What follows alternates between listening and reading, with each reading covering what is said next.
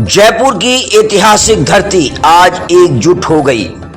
देश के वीर शहीदों को श्रद्धांजलि देने के लिए जम्मू कश्मीर के पहलगांव में हुए आतंकी हमले में शहीद हुए जवानों को आज जयपुर वासियों ने बड़ी चौपड़ पर भावभीनी श्रद्धांजलि अर्पित की।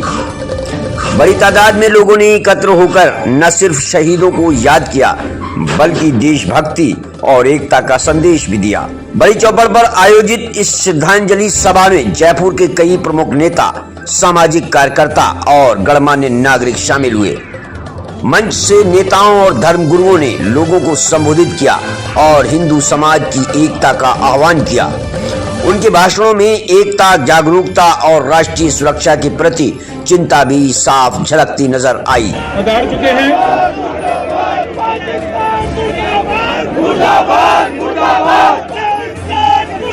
इस सभा में खास बात यह रही कि कुछ समाज के नए नेता भी सबसे आगे की कतार में नजर आए। हवा महल से नवनिर्वाचित प्रतिनिधि भीड़ में मौजूद रहे और पूरा समय कार्यक्रम को दिया। श्रद्धांजलि सभा के दौरान सुरक्षा व्यवस्था भी कड़ी रही। पुलिस बल सतर्क रहा और एक संभावित तनावपूर्ण स्थिति को समय रहते संभाल लिया। विधायक बाल मुकुंद आचार्य जब अपने समर्थकों के साथ मुस्लिम बहुल क्षेत्र रामगंज की ओर बढ़ने लगे तो पुलिस ने स्थिति को भांपते हुए उन्हें वहीं रोक दिया। क्यों रामगंज की ओर एक बड़ा जनसमूह ले जाने की कोशिश की गई, इसका उद्देश्य स्पष्ट नहीं हो पाया, लेकिन पुलिस की सतर्कता से स्थिति नियंत्रण में रही और श्रद्धांजलि सभा शांतिपूर्ण ढंग से संपन्न हुई। शहीदों के लिए इस तरह की एकजुटता न केवल उन्हें सच्ची श्रद्धांजलि है बल्कि यह देश की असली ताकत भी दिखाती है। एकता, सम्मान और संकल्प। जयपुर से कैमरामैन अब्दुल अलीम के साथ संवाददाता माइल खान और रिजवान खान की रिपोर्ट। तो भैया शाहिदा को मानसरोवर दिया किसने था? इसी विधर्मी सरकार ने दिया था।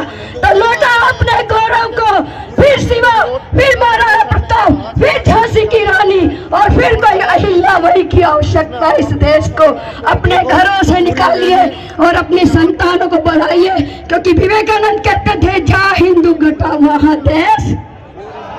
क्या हुआ? तो आपसे निवेदन करने चाहती हूँ कि अपने ओर से, अपने देश से, अपने शौर्य से, अपने घरों में आज ही संकल्प करिए ये विरोध रैली। तभी आप भारत स्तब्ध है था जयपुर में और हमारे देश के लोग हिंदू परिवार पे सरकार से जवाब का इंतजार कर रहे हैं।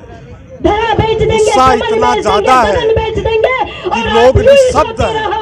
सनातनियों तो ये वोटों के भिखारी हमारा वतन बेच देंगे, हमारा वतन देखने का है कि हमारे देश को चुनौती दी गई है, उसका जवाब हम किस तरह से दें? कि जो सनातन नहीं मिटा लंकेश की तलवार से, जो सनातन नहीं मिटा एकत्रित होकर कश्मीर के युवाओं के हाथ में रोजगार, अमन, चैन, शांति, समृद्धि के साथ जो बढ़ रही है उसको नजर लगाने का काम पाकिस्तान और आतंकवादी कर रहे हैं। लगातार पाकिस्तान और आतंकवादी सरकार को जब लगता है भारत में आग लग रही है तो का काम कर रहे हैं। और इस बार तो आतंकवाद का अब तक धर्म नहीं होता, आतंकवाद में कोई जात नहीं होती, लेकिन इस बार आतंकवाद ने अपना धर्म और जात दोनों बताई। और जिस प्रकार से हमारे नियत्ते पर्यटनों को मारने का काम किया, पूरा देश जो संगठित है, सामूहिक है, मोदी जी के साथ है और अभी अत्याचार नहीं सहेगा हिंदुस्तान। अब पाकिस्तान और आतंकवादियों को प्रतिबंध पूर्णता होना चाहिए और कठोर कार्रवाई पाकिस्तान के ऊपर होनी चाहिए। सभी राष्ट्राध्यक्षों को सामूहिक प्रधानमंत्री नरेंद्र मोदी जी के साथ मिलकर इस आतंकवाद को सफाई के लिए योजना बनानी चाहिए। आपका कुल, आपका धर्म, आपका राष्ट्र, इसको आपको बचाने के लिए कुछ करना पड़ेगा। जैसे तुम जीजा के पुत्र, शिवा के पुत्र, झांसी विद्यावती के पुत्र भगत सिंह की फांसी के तख्त पे लटक रहे थे भगत सिंह।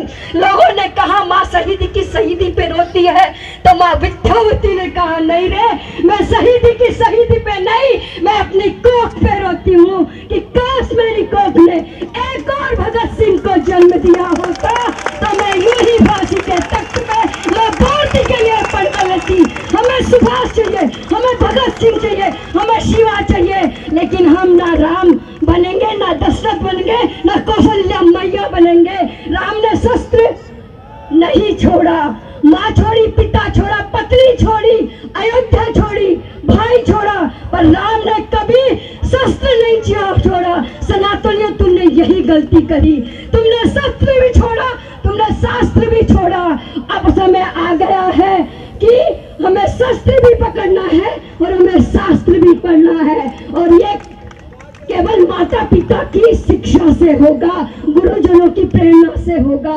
मैं यही कहूंगी कि जड़ को ही खत्म कर दिया जाए ना। बार बार आतंकवादी आते कहां से? पाकिस्तान और बांग्लादेश से। और एक बांग्लादेशी यहाँ आकर यहाँ का नागरिक बन जाता है तो यहाँ को सत्ताधारी देते हैं। मैं पूछना चाहती हूँ कि उसका भारत का आधार कार्ड कैसे बन जाता है? क्या आपको पता नहीं कि वो बांग्लादेशी है? कैसे ये षड्यंत्र और ये स्वार्थ की गंगा राजनीति में आ गई। काश हर भारतीय सनातन के बारे में सोचता तो कोई भी धर्मी मेरे देश की माँ बेटियों को यूं बंगाल में नहीं लुटता। आज वो बीएसएफ के कैंप में बैठी है।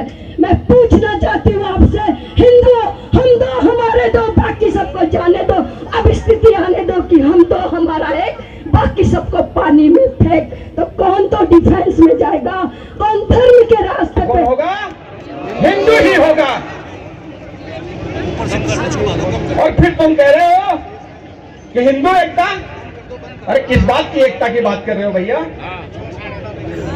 मेरी बात कड़वी जरूर लगेगी, लेकिन नियम हमेशा कड़वा ही होता है।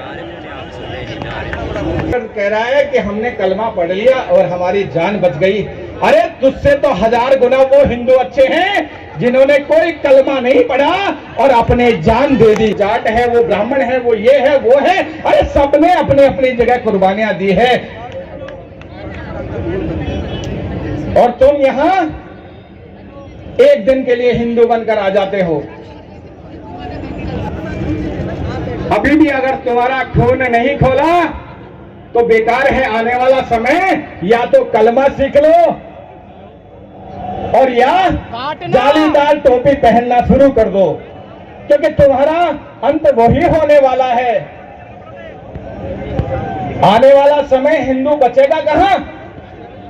अरे कितने सांसदों ने, कितने हिंदू सांसदों ने वक्त के खिलाफ वोट दिया है संसद में।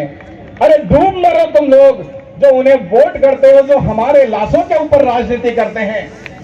ऐसे राजनेता को जहां मिले वहीं चप्पल से मारो।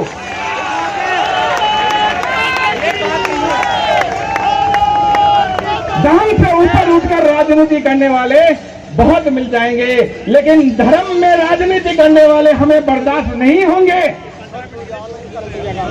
कोई कहता है नरेंद्र जी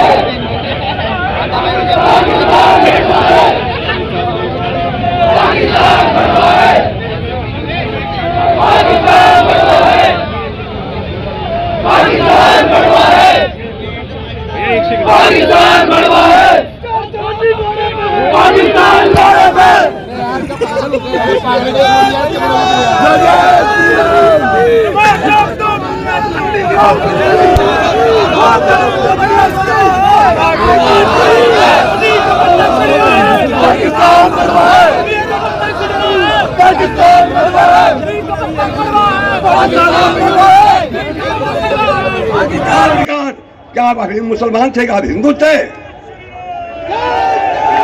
जितना ये चौधरी है ये सब जाट हैं। लखेड़ा है, हमारे लखेड़ा समाज होते हैं, लाख की चूड़ी बनाते हैं, वो लखेड़ा हिंदू है।